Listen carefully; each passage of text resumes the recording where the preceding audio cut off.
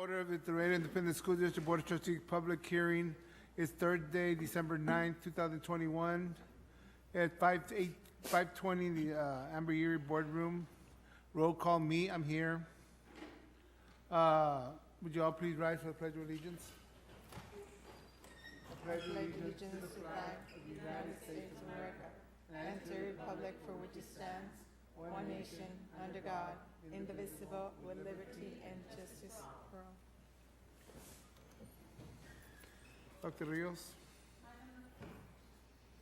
Item number 1, discussion and presentation of the Laredo Independent School District's A for superior achievement on the state's financial accountability system, financial integrity rating system of Texas, the first. Ms. Ayala? Thank you, Madam Superintendent. Good evening, Mr. Garcia. On this item, I'll go ahead and present to you the annual financial accountability management report. The School Financial Integrity Rating System of Texas, known as FIRST, is the state's school financial accountability rating system. The FIRST rating system ensures that Texas public schools are held accountable for the quality of the financial practices and that districts improve on those practices. Also, it is designed to encourage Texas public schools to better manage their financial resources to provide the maximum allocation possible for direct instructional purposes. We are happy to announce that our district earned a rating of A for superior. It is also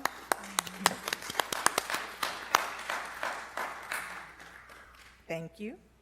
It is very important also to note that the Texas Education Agency considers this rating when assigning an accreditation status. We are required to prepare and distribute an annual financial management report, and we do have copies located near the entrance to this boardroom.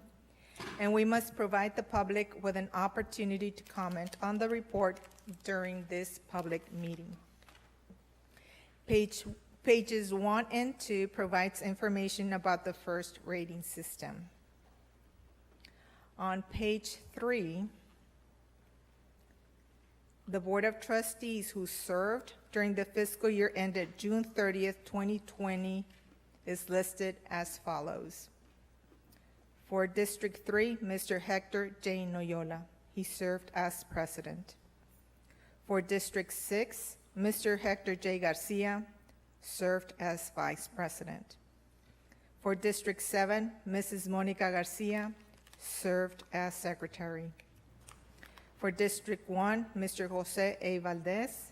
For District 2, Mrs. Claudia Bali. For District 4, Mr. Ricardo Garza. And for District 5, Dr. Minita Ramirez.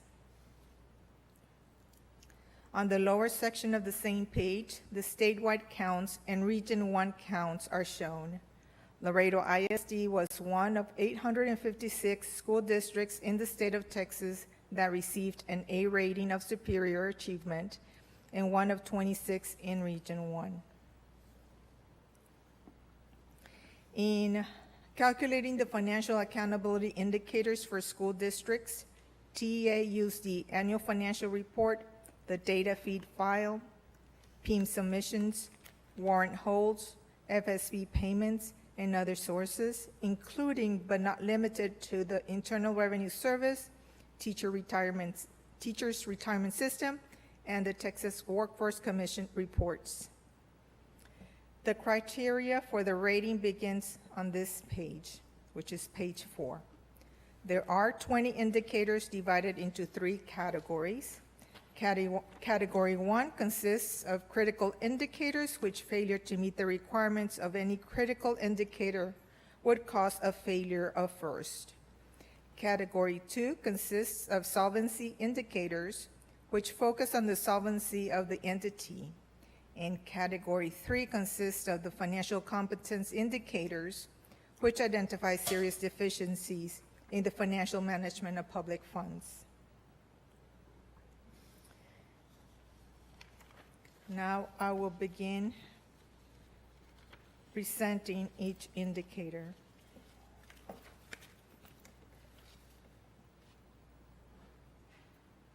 Indicator 1 is a critical indicator, which reads as follows. Was the completed annual financial report, known as the AFR, and data submitted to the TEA within 30 days of the November 27 or January 28 deadline, depending on the school district's fiscal year end date of June 30th or August 31st, respectively? Our response was a yes. We met this indicator, and this indicator seeks the timely filing of the annual financial report. Indicator 2 is also a critical indicator, and he reads as follows.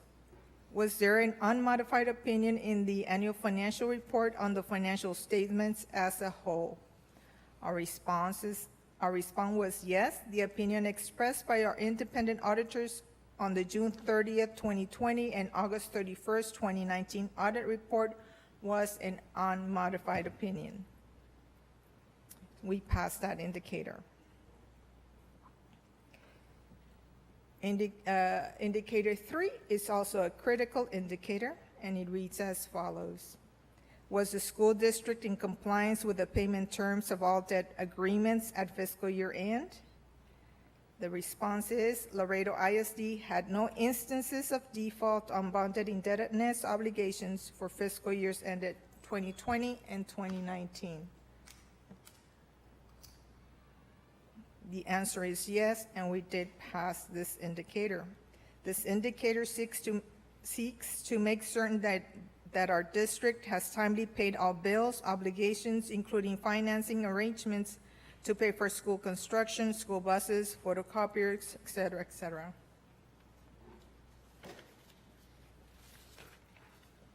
Indicator 4 is also a critical indicator, and it reads as follows. Did the school district make timely payments to the Teacher Retirement System, Texas Workforce Commission, Internal Revenue Service, and other government agencies? The response is Laredo ISD made timely payments to government agencies in 2020 and 2019, so we passed this indicator. Indicator 5 is also an indicator, however, it is not being scored because of the impact of some accounting changes implemented by the Governmental Accounting Standards Board. Indicator 6 is a solvency indicator, and it reads as follows.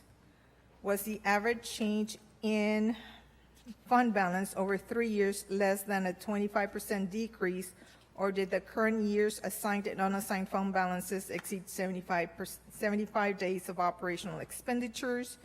We did pass this indicator. Laredo ISD's average change in fund balances over 3 years was 3.53%.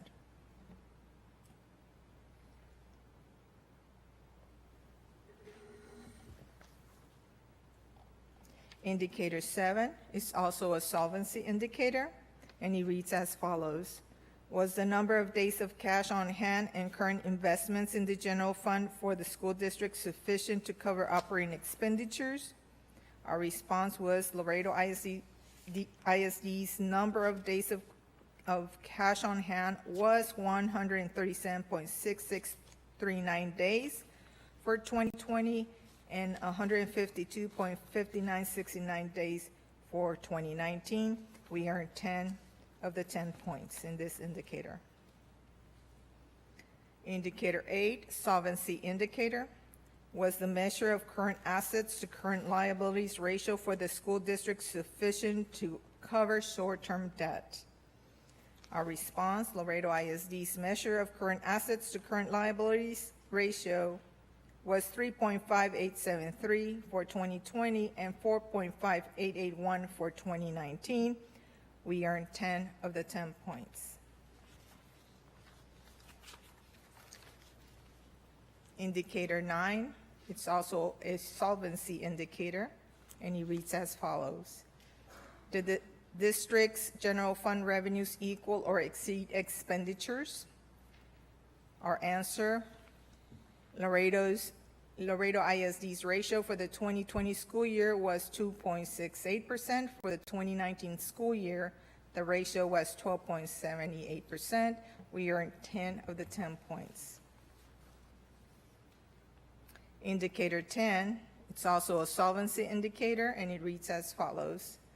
Did the school district average less than a 10% variance when comparing budgeted revenues to actual expenditures for the last 3 fiscal years? Our variance was negative 1.69% for 2020. We were within those parameters. We did earn 10 of 10 points. Indicator 11 is a solvency indicator. Was the ratio of long-term liabilities to total assets for the school district sufficient to support long-term solvency? Our response, Laredo ISD's ratio of the long-term liabilities to total assets was 0.4501 for 2020 and 0.494 for 2019. We earned 10 of the 10 points. Indicator 12, it's also a solvency indicator. Was the debt per 100 of assessed property value ratio sufficient to support future debt repayments? In this indicator, our ratio was 4.0933 for 2020 for 8 points, where a ratio of less than 4 would be 10 points. We missed it by 0.09. We did drop 2 points out of 10.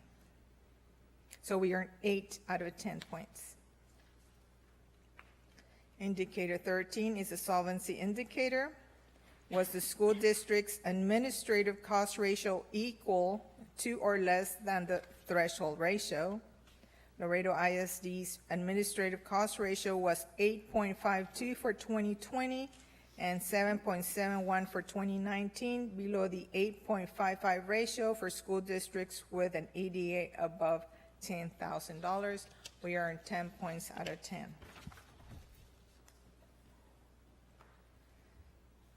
Indicator 14 is also a solvency indicator. Did the school district not have a 15% decline in the students to staff ratio over 3 years? Our response, Laredo ISD had a 4.23 decline in students to staff ratio over 3 years. We did earn the 10 points out of 10. Indicator 15 is a financial competence indicator. Was the school district's ADA within the allotted range of the district's biennial pupil projections submitted to TEA? If the district did not submit pupil projections to TEA, did it certify TEA's projections? Laredo ISD's ADA was within the allotted range of the district's biennial pupil projections submitted to TEA at a negative 1.23%. Within the parameters, we earned 5 of 5 points. Indicator 16 is also a financial competence indicator. Did the comparison of public education information management system data to like information in the school district's annual financial report result in a total variance of less than 3% of all expenditures by function? Our district's data quality measure was 0.00% for 2020 and 10.61% for 2019, where 10 points were force awarded due to a change in fiscal year end date. It is a ceiling indicator, and we did pass. Indicator 17 is a financial competence indicator. Did the external independent auditor report that the annual financial report was free of any instances of material weaknesses in internal controls over financial reporting and compliance for local, state, or federal funds? Laredo ISD's external auditors indicated that the annual financial report for 2020 was free of material weaknesses in internal controls over financial reporting and compliance for local, state, or federal funds.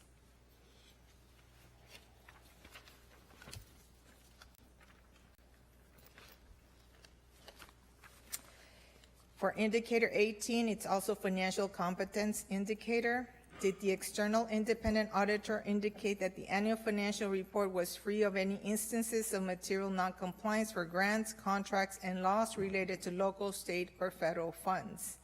Laredo ISD's external auditors indicated that the annual financial report was free of material noncompliance in 2020 and 2019. We earned 10 of the 10 points.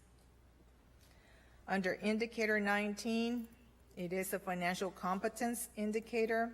Did the school district post the required financial information on its website in accordance with government code, local government code, Texas Education Code, Texas Administrative Code, and other statutes, laws, and rules that were in effect at the school district's fiscal year end? Laredo ISD did post the required information on its website. We earned 5 of the 5 points.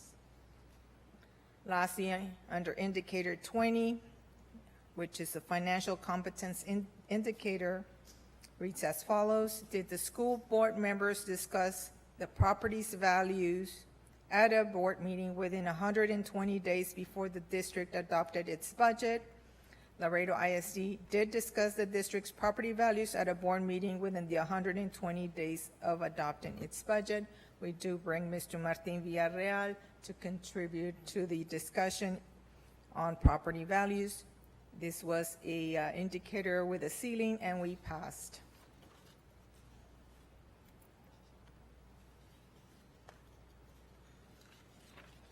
The annual financial management report also includes a descriptive information required by the Commissioner of Education that includes a copy of the superintendent's current employment contract. The superintendent's employment contract is located on our website in lieu of publishing it in the annual financial management report. We must also publish a summary schedule for the fiscal year of expenditures paid on behalf of and/or total reimbursements received by the superintendent and each board member, including transactions resulting from use of the school district's credit cards to cover expenses incurred by the superintendent and each board member. The total expenditures for Mr. Hector Noyola were 0. Total expenditures for Hector J. Garcia were $4,163.52. Total expenditures for Mrs. Monica Garcia were $6,595.96. Total expenditures for Mr. Jose A. Valdez were 0. Total expenditures for Mrs. Claudia Bali were $95. Total expenditures for Mr. Ricardo Garza were $3,288.81. And total expenditures for Dr. Minita Ramirez were $6,595.96. The superintendent's reimbursements totaled $7,222.35. Also included in this report is a summary of schedule for the fiscal year of the dollar amount of compensation and fees received by the superintendent from any other outside entity in exchange for consulting and/or personal services. 0 was reported. Included in this report is a summary schedule for the fiscal year of the total dollar amount of gifts that had a total economic value of $250 or more received by the executive officers and board members. 0 was reported. And lastly, we have to include a summary schedule for the fiscal year of the dollar amount by board member for the aggregate amount of business transactions with the school district. 0 was reported. In closing, it gives me great pride in saying to everyone how this rating is a reflection of the hard work and dedication from our central administrative employees. We want our taxpayers to know we are doing a great job with our tax dollars. Dr. Rios, this concludes my presentation. Ms. Ayala, I want to thank you and your department. I would stand up and be recognized, because I know it takes a lot of work, and you all never rest. Please get up, everybody, please.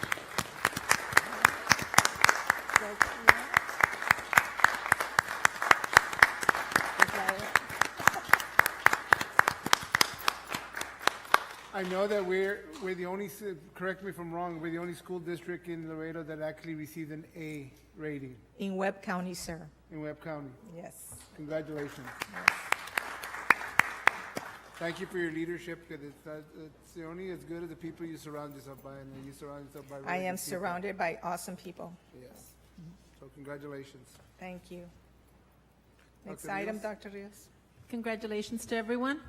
Item number 2, discussion and presentation on the revisions to the elementary and secondary school emergency relief ESSER 3 use of funds plan and return to in-person instruction and continuity of services plan. This is a requirement. Ms. Oralia?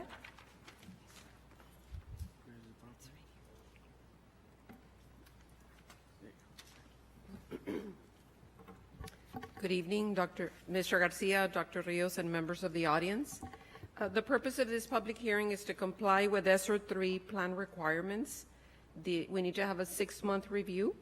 So we'll be looking at the use of funds and the safe return to in-person instruction and continuity of services plan. Real quick, Mr. Perez, on the presentation we just had, we didn't ask for public comments. We need to do that first, or we do that at the next meeting? We can do it right now if you want. On your report. There was nobody there, but we still have to ask the public if there's Yeah, anybody you should here. go ahead and ask the public, but I don't think it's, After your presentation. I believe so, right? yeah, that's fine, that's fine. So just going back real quick, I'm sorry. In the presentation we just heard, does anybody want to speak for or against it? Any comments for or against it? Any comments? If not, again, congratulations, and we'll go to the next report. I just want to be in compliance. Somebody didn't pick it up. Okay. Yeah, So- we're number 2. Go ahead. So I'll be reviewing some of the revisions that we have made to the allocations by object code, the summary of expenses, again, the purpose of the grant, and some updates to the safe return to in-person instruction plan.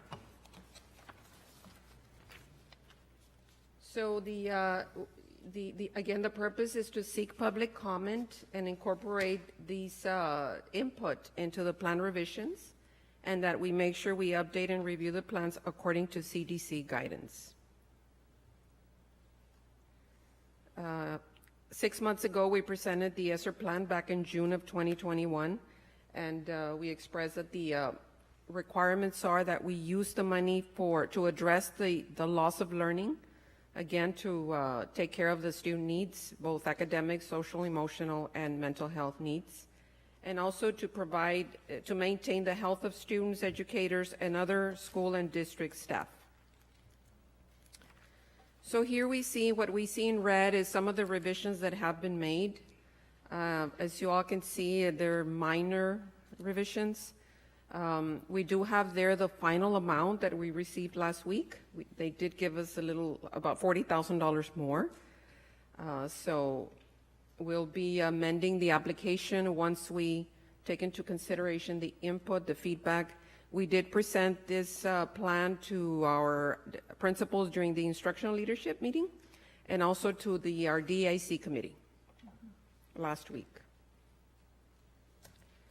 So if you all can see, most of the money is allocated into payroll and capital outlay.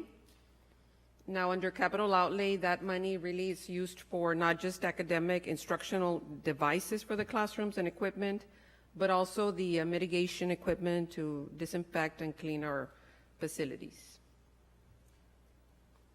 Here is a summary of expenses. As of last month, we have spent $16.4 million.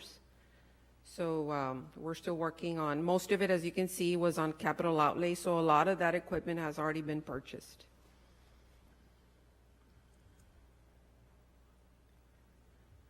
The change here in red is the performance compensation. We did move that expense to ESSER 2. ESSER 2 is a 2-year grant, so we felt that since we only have 2 years, we moved that expense to that grant. And because this grant is a 3-year grant, so that gives us a little more time to spend the money. And we did put an allocation there to supplant general fund in the event, because of our decrease in enrollment, we have set aside some money there. Here, there are no changes on the staff that we added from the original plan. And the same thing here. Here, we did close that coordinator for safety and compliance. We did hire someone but resigned. So we did open another FTE for another position that I'll go over right now. So under the, here we have the special education intervention coordinator. These are all new positions that were added. 3 special ed homebound teachers and 5 nurse assistants or LVNs. We also added 40 remote conferencing teachers. We are required to provide remote instruction for those students that test positive for COVID or that had close contact with somebody with COVID. So they do have up to 20 days during the year to receive remote instruction. So every elementary campus was provided with 2 teachers for remote instruction. We added a CCMR coordinator, and that other coordinator position replaced this coordinator for at-risk disciplinary intervention person. This remains the same: professional development, extra duty, and extra duty for nurses for the COVID vaccines. The intervention programs, that remains the same. That progress monitoring tool we did remove because we do have enough software in the district to monitor student progress. All these also remain the same. The network security, wireless infrastructure, document cameras, that's the same. Sanitizing and cleaning equipment. Also, this remains the same, all the instructional devices, the mitigation, the HVAC system upgrades, purifiers, all that remains the same. We did remove the IT training center. However, we did submit a request to TEA for approval on the employee and community facility. We are pending their response. Are there any questions on the use of funds plan? No. Okay, so now we move on to the updates to the Safe Return to In-Person Instruction and Continuity Services Plan, and Mr. Perez will go over these. Thank you, Ms. Cortez. Good evening, Mr. Board President, Dr. Rios, and members of the audience, Mr. Perez. Yes, as been mentioned before, that we continue with our community labs PCR testing. We are in week 9. There has been a total of approximately 14,500 tests administered, including the 1,503 for today. So we're very much in tune with the screening and testing process that we had indicated. But again, we are in week 9, and we will complete our semester at week 10 next week. As far as the clinics are concerned, again, we are following through with providing these opportunities for our employees and our students to receive their vaccination. And as you will know, we are continuing our efforts to vaccinate the 5 to 11-year-olds as well. And those clinics are ongoing as we speak. Ms. Cortez mentioned the air purifiers that have been placed in every classroom. I have personally visited classrooms where it's very easy to manage those air purifiers. It's just a matter of turning them on in the morning and turning them off in the evening. And again, we place those purifiers in the classrooms and then wherever there's a large group of students, perhaps like in the library, for example. We also have the Division of Operations place the filling stations, and so those are in every one of our water fountains throughout our district. And again, also we've heard about the FTEs that were added on to include the 20 additional custodians as the COVID mitigation crew, of which 10 have been hired, and there's going to be interviews on Monday as well to continue hiring those mitigation crew members. Any questions on the plan? Thank you.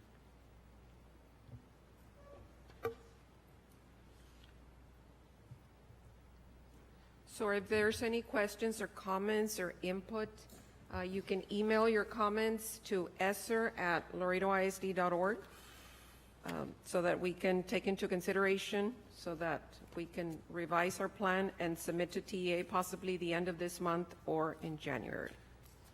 And Thank this you. on our website and everything else, so people that want to see it can actually go into it, right? Yes, we do have, it's on our website. This is your opportunity, public, to give your comments. If not, hold your peace. Next. Thank you. Mr. Garcia, you already talked about item number 3, so now we can proceed to item number 4.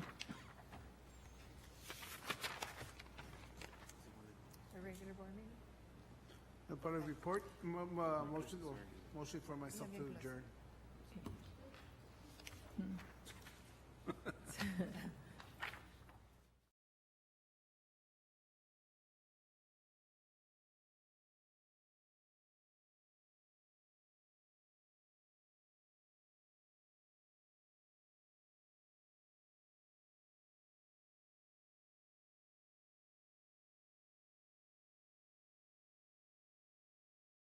Board of Trustees Business and Support Service Committee meetings is Thursday, December 9th, 2021. It's 5:50 at the Amber Yeary Boardroom. Roll call, I'm here, and pledge of allegiance we've done. We'll go to number 1, please. Item number 1, discussion and presentation to ratify the monthly disbursements for October 2021 at the regular meeting of the Board of Trustees, December 2021. Ms. Ayala? We just go to the we can hold that till after the meeting, right? Because but Yes, this is not a required, it's not required by policy to present it we'll to wait till you. just the meeting itself. All right, the same for item 2? Number 2? We can skip item 2? Same 2, we'll skip. We'll go directly to item 3. Please. Discussion and presentation on the following budget amendments. Item 3A, BA 2122-26, discussion and presentation to approve the 2018 EDA Bond Series Fund 692 budget amendment in the amount of $338,841 to allocate interest earnings for the purchase of technology equipment for the Dovalina Elementary construction project. Yes. Next. Item 3B, discussion, BA 2122-25. This is to approve the general operating fund budget amendment in the amount of $190,925 as a result of transfers between functional expenditure categories. May I move on to item 4? Discussion and presentation to approve the recommendation or selection to the following bids, proposals, or qualifications. Purchases shall be made from appropriations in the adopted or amended budget. This item will be presented by Mr. Hector Mejia, our Procurement Director.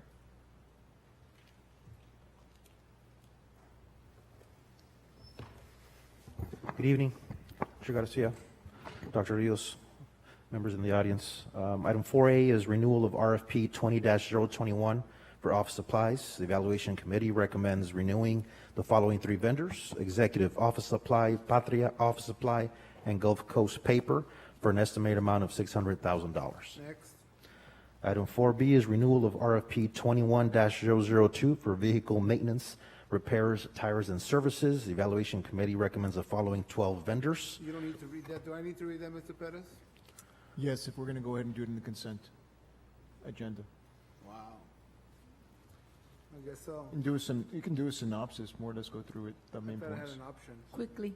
Okay, yes, ma'am.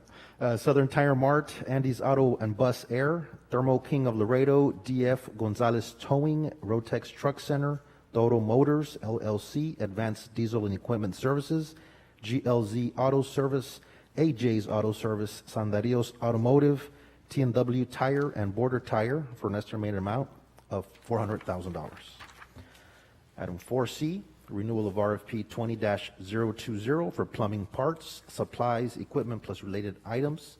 Evaluation Committee recommends renewing Best Plumbing Specialties and Clark Hardware Ltd. for an estimated amount of $250,000. Next. Item 4D, from the TIPS Co-op contract RFP 181103 and the DIR contract DIR-TSO-3979 for radio communication equipment, accessory supplies, services, and installation. The Evaluation Committee recommends MPL Wireless Solutions, DBA RZ Communications, Laredo, and Vigar Enterprises, DBA Communication Services, for an estimated amount of $135,000. Next. Item 4E, from TEA, RFP 701-19-036, contract number 3931 for standardized testing materials and supplies. Evaluation Committee recommends Data Recognition Corp., or DRC, for an estimated amount of $75,000. Next. Item 4F for RFP 21-035 for promotional apparel and screen printing services.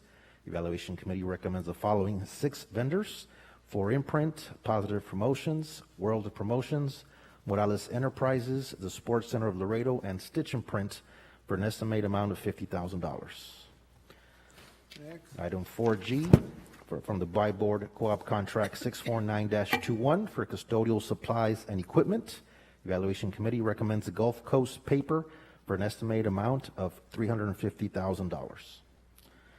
And item 4H from CTPA Dallas ISD Contract RFP number AR206234, and also from the Board Co-op Contract 610-20 for equipment, instructional materials, licenses, technical assistance, and staff development. The Evaluation Committee recommends Pocket Nurse Enterprises, Inc. and Anatomage, Inc. for an estimated amount of $390,000. Thank you. Yes, sir. Tax refund, you're recommending the 2? Yes, sir. Thank you. Next. Item number 6, discussion and presentation of the quarterly health plan update. Ms. Ayala? Thank you, Dr. Rios. Here we have the financial statement as of October 31st, 2021 for the health insurance program. We do have total revenues of $8.4 million and expenditures of $6.5 million. So we do have a fund balance right now in the amount of $4.5 million. It looks healthy at this point in time. And also, I would like to report that the claims expenses have stabilized during the last quarter. And the 2022 renewal from Blue Cross Blue Shield included some favorable improvements in the pharmacy pricing and rebate guarantees. However, we do expect to see, based on an analysis of the plans, we project that costs for the 2023 plan year may require some small increases in funding. So we will continue to monitor utilization, and we will have those discussions during the budget process. And I'll send the new forms, the health committee, I'm dissolving.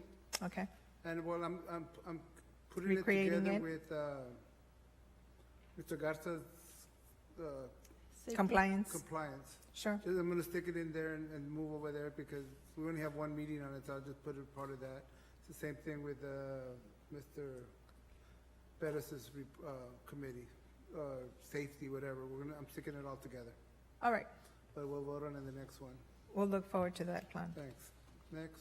Okay. Item number 7, discussion and presentation on policy update 118 on the following local policies: CFD local accounting, activity funds management; CQB local technology resources, cybersecurity; DFE local termination of employee resignations; DP local personnel positions; EHAA local basic instructional program required instruction at all levels; EHBC local special programs compensatory accelerated services; EIE local academic achievement retention and promotion; FDE local admissions school safety transfers; FEA local attendance compulsory attendance; FEC local attendance for credit; FFG student welfare, child abuse and neglect; and FL local student records. As you can see, there's quite a few updates in this particular package.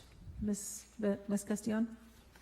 Good evening, Mr. Garcia, Dr. Rios, and Mr. Perez.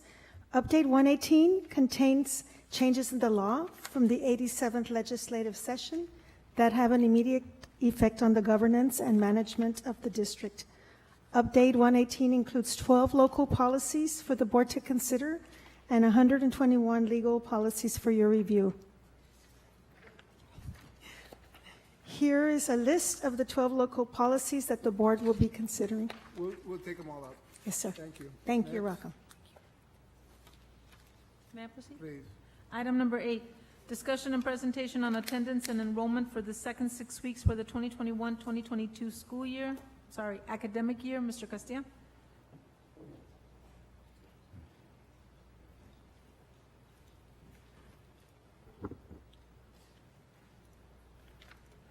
Good evening, Mr. Garcia, Dr. Rios, and members of the audience. This is just an update of where we are at the second 6 weeks of this particular school year. As you can see, as we go through the weekly enrollment count, as of Friday, October the 29th, that's our snapshot day, we have given you a number of, according to high school, middle school, and then the elementary school with a total of 19,760 for the snapshot. As of Friday, or as of today, we do have an enrollment of 20,092.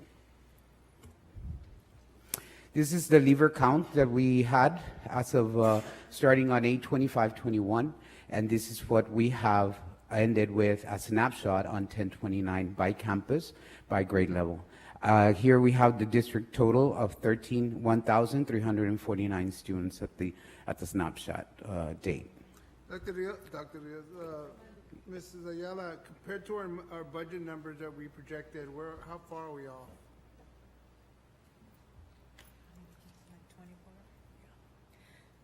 About 2,480 enrollment, obviously a little bit higher than that. So our expectation now that the bridges are open, maybe in January, our enrollment count will increase. Well, we need to, at least by maybe the second week of January, revisit this, and if we need to, at that time, if the numbers haven't come up, we need to freeze our budget. Oh, our budget, definitely. We already did that? Or Yes. haven't No, we done have that? not. But Mr. right Garcia, then- but on that. we have spoken to our leadership already. I know, and but so we haven't they're done it as a expecting. district, and I want to do it Right. as a district. So just make sure that in the second week of January, we bring that information. Thank you. As we continue again, we have our enrollment comparisons for the last 3 years. As of this, like I said, it's 19,762, and this is comparing snapshot to snapshot. Then we have a breakdown by campus. This is our secondary campuses.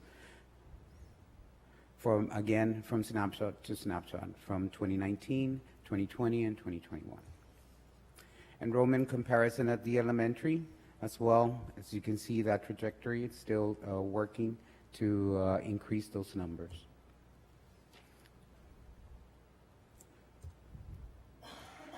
The district attendance rate, again, this is a comparison for the last 3 years. As of, we had last year a 97.74. This time around, we've been averaging a 93.79 as a Quick district. question, Ms. Ramirez, Dr. Ramirez. So we're lacking 2,000 some students. What do we do with teachers? That means we're overstaffed. Yes, so as we progress into the next budget cycle, vacancies we may either through By attrition. attrition, close those FTEs out. We haven't fully hired, we're really looking at the numbers, particularly at the But areas that were struggling, in areas that were struggling that we talked about the other day, do we go back and relook at their certification to see if we can move them around and take them out? So, I mean, just move people around. Just having a classroom with 10 people or 9 people, it just doesn't make sense. It's not fair to the taxpayers that we're doing this either. So we'll be, I know staff has already gone out and done staffing and the team's report and reviewing that with each of the campuses. And we're just working with them on whenever there's vacancies and some needs to get filled, to repurpose facilities. Can you bring us back a report in January on class sizes compared to, if we're missing 24, I'm interested to find out what our class sizes are. Please, thanks. I think Again- that we could probably give you an update earlier. I know that Dr. Cruz and Mirtala, as well as Mr. Cerda, maybe they can send something out Well, earlier. I've given her the assignment, so we'll see where it comes from. Next, let's go. Yes. And here we have, again, the breakdowns by middle school, by high school, as well as elementary. A lot of the students that we are missing, as we have talked about, doing home visits and so forth. As of right now, we have only 172 that we have not found. At the elementary, we're still looking and trying to find and getting them to enroll. How many? 172. So with those 172, the rest, we do know they are at home. Parents have concerns with COVID. That's the main reason why they haven't brought him in. So, and a lot of them are saying that they will bring him in January. So, because they want to give it this semester to see how it ends up in January, so they can enroll them. And there's some they're saying they will just skip the grade this year and enroll them next year.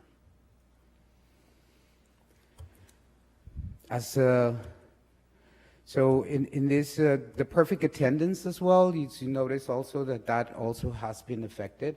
As a district, we were at 11,416 students last year. In the second 6 weeks this time around, we have 7,020 students with perfect attendance. Again, going into by elementary, middle, and high school, you have that reduction of perfect attendance as we go through. Here we have it by campus at the secondary. At the middle schools, notice that last year compared to this year has been an increase, and that's because it's the in-person. So there is more control from our teachers to get them there to the campus. Here we have at the elementary and a perfect attendance. Then we have the cumulative, what it means first 6 weeks and then the second 6 weeks, and again, you see that decrease to 3,921 perfect attendance. Mostly on those we have the elementary, middle school, and high school. Again, with the biggest reduction will be at the elementary. Now we have all that comparison by actual school at the elementary, middle, and high school.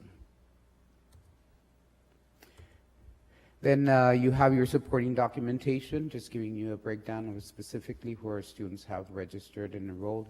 Also a breakdown by grade level, how many were missing per grade level by campus. So that way you will have that for you to review. May I proceed? Thank you. Next. Item number 9, discussion and presentation on the discipline reports for the second 6 weeks for the 21-22 school year. Mr. Castilla? Yes. There, thank you. Now we have the discipline for the second 6 weeks. Again, in the comparison, as we go into the second 6 weeks, notice that we have had a quite considerable drop on incidents as a district-wide.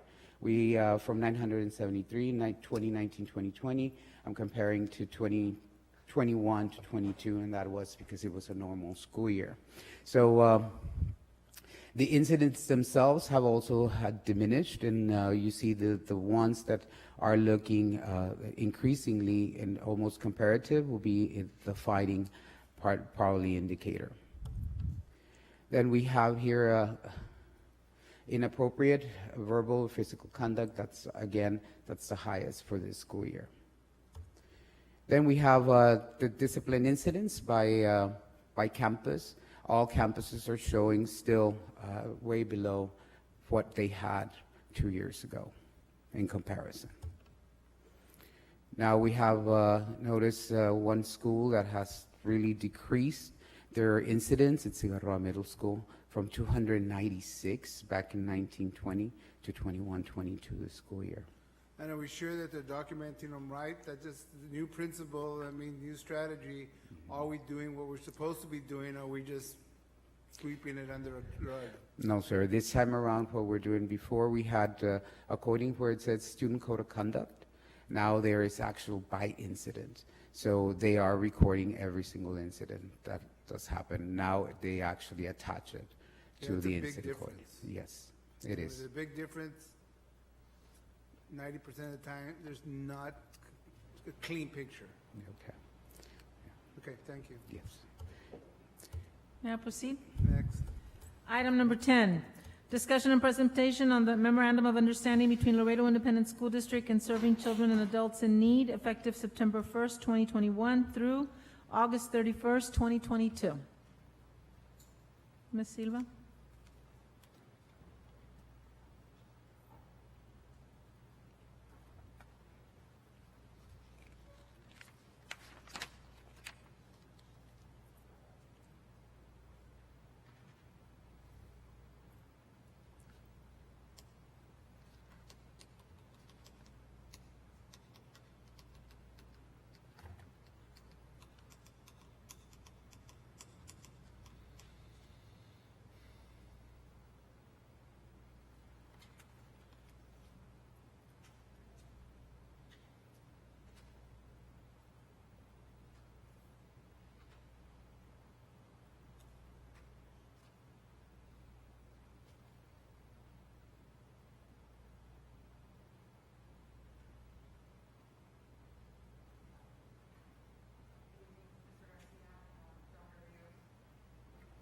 This is just a cooperative working agreement between Laredo ISD and SCAN.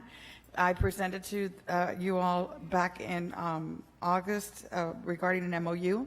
Now the agency is requesting that we go into an MOU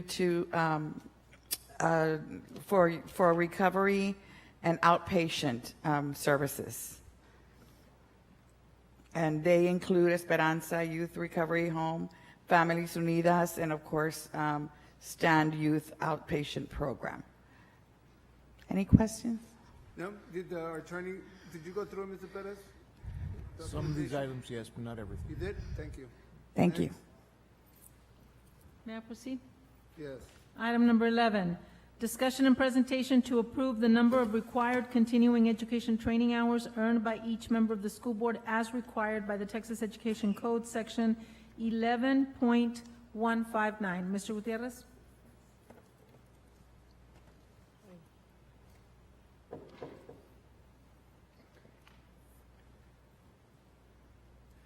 Hello, good evening, Mr. Garcia, the superintendent, and Mr. Perez and members of the audience. Here we go. A little bit more. There you go. Oops, maybe a little too much. There you go. All right. Here we have the training requirements for school board members. These that you see here are mainly divided into three groups, which would be the special required trainings, which are the first 7 columns. Then the team building, which is the second to the last, and the last one, which is additional continuing education.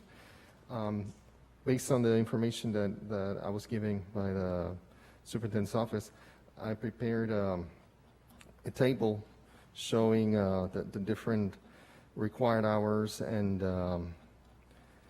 the different categories, and then showing those board members that either met the required hours or exceeded, or if they were deficient. Let me see. Here we have the different board members.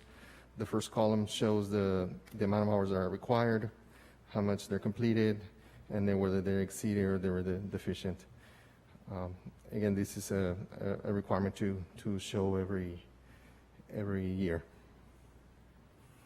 Do you have any questions? Next.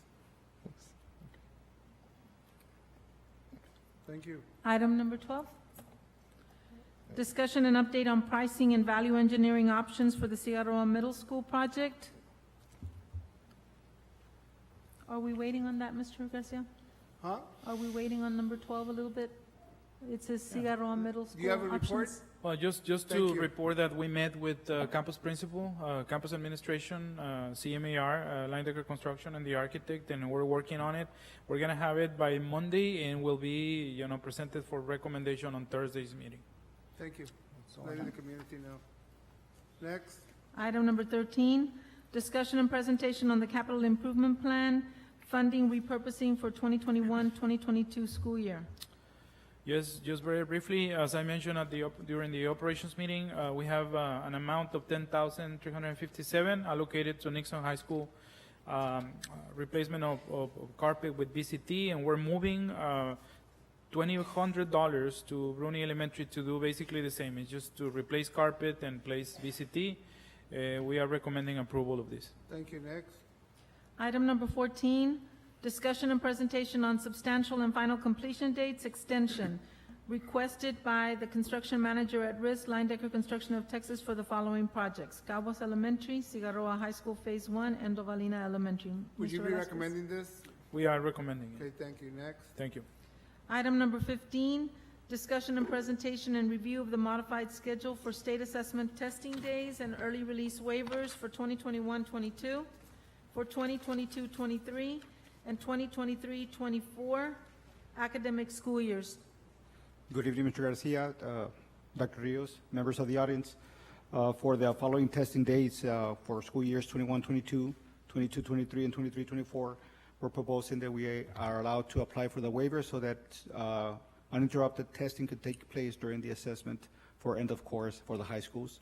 And we're also asking for a waiver for early release during the final exam schedules. Good. Okay. Any announcements? Ms. Veronica?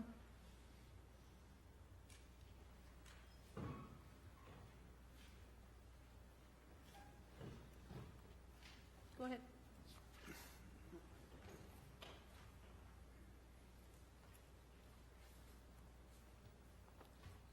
Thank you again.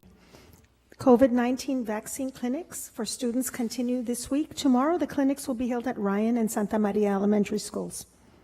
The LISD Police Department is distributing their Blue Santa Express Christmas toys at each LISD elementary school. Tomorrow, they will be distributing toys at Milton, DDHR, Tarver, Dikes, and Heights Elementary Schools. Tomorrow, U.S. Congressman Henry Cuellar will recognize the winners of the Congressional App Challenge at 10 a.m. The first, second, and third place winners are all students at Garcia Early College. The Fixed Assets Department is conducting a public auction this Saturday, December the 11th at 9 a.m.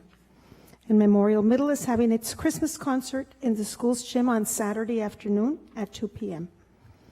Next Monday, December 13th, the Parent and Family Engagement Program is hosting a make and take activity for LISD parents. This activity will be held at Kristen Middle School, and the parents will be learning how to make Christmas wreaths.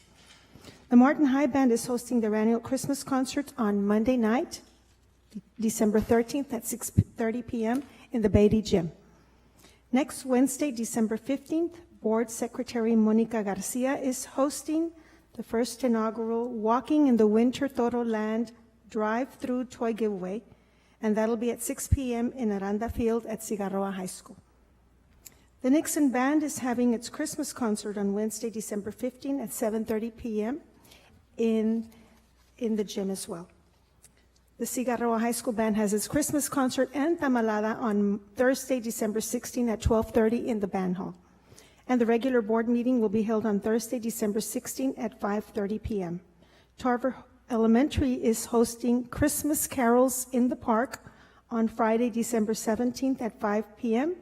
They ask that you please bring your blankets and lawn chairs. And finally, the Trevino Magnet School will have their holiday dance programs on December 14th and December 16th in their auditorium. And that's all I have. Who's that? Trevino Magnet School dance class concerts. Good. Anything else? All right, guys. Thank you. Meeting adjourned.